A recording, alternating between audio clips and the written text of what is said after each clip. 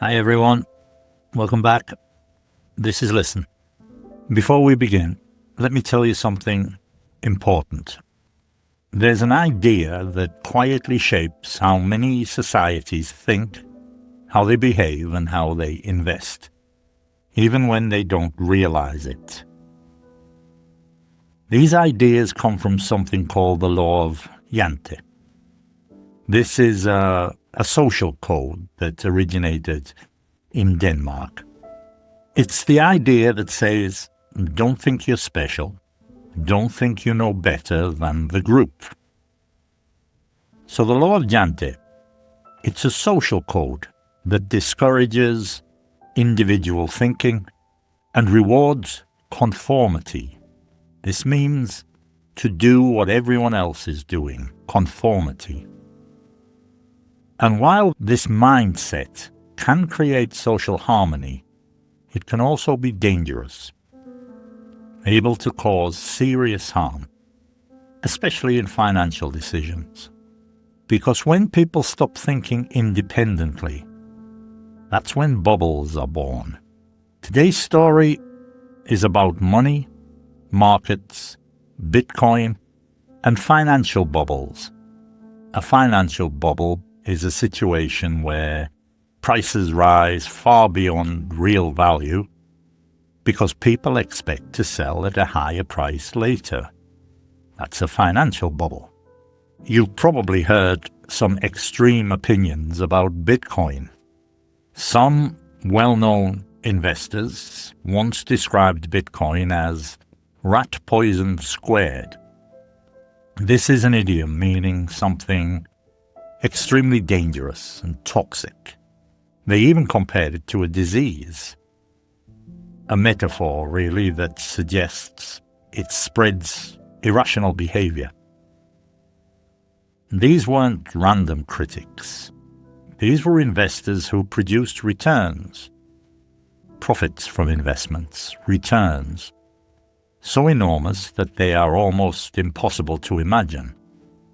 And when people with that level of experience, when they speak, it's usually wise, it's usually good practice to listen carefully. Pay serious attention to these people. And yet, Bitcoin's journey has been incredible. There have been some life-changing gains, with stories of people turning small investments into millions. So the question we must ask ourselves, why would the most successful investors in history reject something that made so many people rich? There's an emotional trap here. Years ago, someone almost invested a large sum into Bitcoin. It didn't happen. Not because of fear, but because transferring money was complicated back then. Meanwhile, at the same time, a friend took the plunge. This is a phrasal verb meaning to commit to a risky decision. A friend took the plunge, and they took the plunge into something called Ethereum, when it was almost worthless. They held on, meaning they didn't sell, until its price exploded, thousands of times higher than the original stake. And when you read stories like this, these stories create a powerful emotion called FOMO, F-O-M-O. This is the fear of missing out, meaning the anxiety that others are benefiting while you are being left behind. And this fear is ancient. It comes from our survival instincts. Thousands of years ago, being part of the group meant food, protection, and survival. Being outside of the group meant danger, often death. And that instinct still lives inside us. It's still very strong. Today, if everyone seems to believe something, a stock, crypto, a trend, our brain tells us, if you don't join, you're making a mistake. That's FOMO talking, the fear of missing out. Even geniuses fall for this. One of the most intelligent humans who ever lived, Sir Isaac Newton, he fell into this exact trap. During a famous financial bubble, Newton invested, made money, and wisely got out. That means he took his profits. But then he watched his friends get richer, and so he jumped back in, meaning he re-entered the investment emotionally, and the bubble burst. He lost a fortune. Later, he said, "I can calculate the movement of heavenly bodies, but not the madness of men." This tells us something powerful, that intelligence does not protect you from emotional crowds. There's a famous psychological experiment where people sit in a room and smoke begins to enter. When alone, most people react immediately. But when surrounded by others who stay calm, almost everyone does nothing. This is what we call crowd dynamics, the way group behavior changes individual judgment. Crowd dynamics. And this same behavior drives financial bubbles. So let's go back to the 1600s, when people went crazy over tulips. Yes, flowers. Tulips became so desirable that one bulb could cost as much as a house. People bought them not for beauty, but because they believed they could flip them. This is to sell quickly for profit. And then the bubble burst. Later, Britain experienced the railway boom. Incredible technology, real innovation. But people believed every railway company would make them rich. They were wrong. Then came the 1920s. Electricity, cars, radio. The world was transformed, and people believed the old rules no longer applied. And that belief ended in a devastating crash and a global depression. Then came the dot-com era, the internet.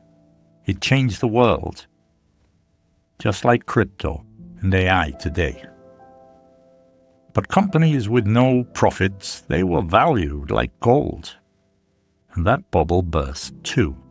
There's an old story about an emperor who wears invisible clothes because no one dares to admit the truth to him.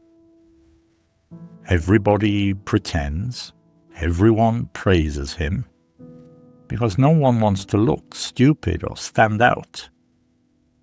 Until a child says, he isn't wearing anything. And this story teaches us that sometimes the obvious truth is ignored because no one wants to stand alone. And that sort of brings us back to Bitcoin. There's a simple way to measure how inflated markets are. This means the market value, the true market value, compared to the real economy. In previous crashes, this number was already high. Today, it's historically extreme. Meanwhile, assets like crypto and AI-related stocks, they've risen at speeds that defy common sense. When prices rise too fast, you'll hear people call them frothy. This is an adjective meaning unstable, overheated, driven by speculation. And history also shows us something uncomfortable. It tells us that when bubbles burst, they don't fall gently, they collapse. A slowing economy often triggers crashes. When people lose jobs and confidence, bubbles pop. This is a phrasal verb meaning suddenly collapse. This doesn't mean the technology is useless. The internet survived the dot-com crash, railways survived their bubble, and electricity survived the Great Depression. But investors didn't all survive financially, and that's the lesson. Technology can be revolutionary, but there's no guarantee of profits. Some of the key vocabulary from this episode: a financial bubble. This is prices rising far beyond real value due to speculation. Returns, profits from an investment. Conformity. This is acting the same way as the group. Crowd dynamics. Group behavior influencing individual decisions. Crowd dynamics. Speculation. This is investing based on expectations rather than fundamentals. A recession is a period of economic decline. And frothy. This means overheated and unstable market conditions. We had a few phrasal verbs. Take the plunge. This is to commit to a risky decision. To hold on is to keep an investment instead of selling. To jump back in is to re-enter the market emotionally or financially, and it applies to individual investments, to jump back in. To flip an asset means to buy and resell quickly. People flip houses and all types of investments. To pop a bubble.